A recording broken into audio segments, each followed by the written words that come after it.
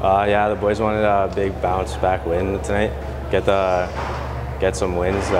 Couple losses lately, so we figured if we got the dub tonight, we could get going on Friday. Well, I mean, that's one thing that we focused on before the game was I just reminded the guys of the celebration that Lambton Shores had the last time they were in this arena with the overtime victory, and it was something the guys definitely agreed with me on that we didn't want to see happen again. So I thought we played a real good first 2 periods. We got a little bit of penalty trouble there at the end of the second.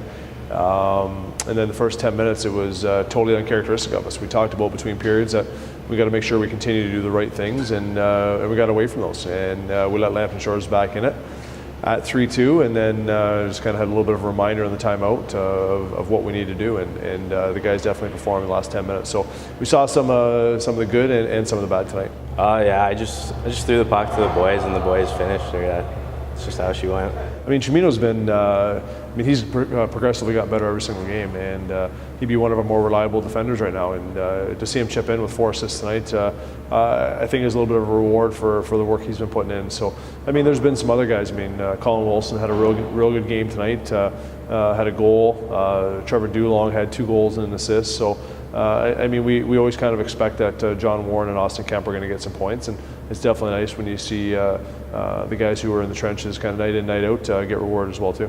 Yeah, we try to stay disciplined, keep our heads on straight, not take any penalties, and get suspended for the upcoming game because we're missing a couple guys.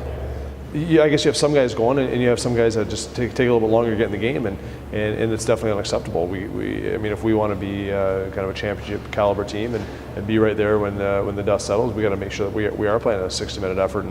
And I mean, we got to remember these guys are still kids, and they're still learning their way through hockey, and they're young. So, I mean, we're at game 24 of 50, so we're halfway through the season, and I think a lot of the guys on the team have learned some lessons, and tonight's proof that we still have some lessons to learn. Yeah, we came out a little flat in the third, so we figured if we got the timeout, got the boys regrouped, we could get back on.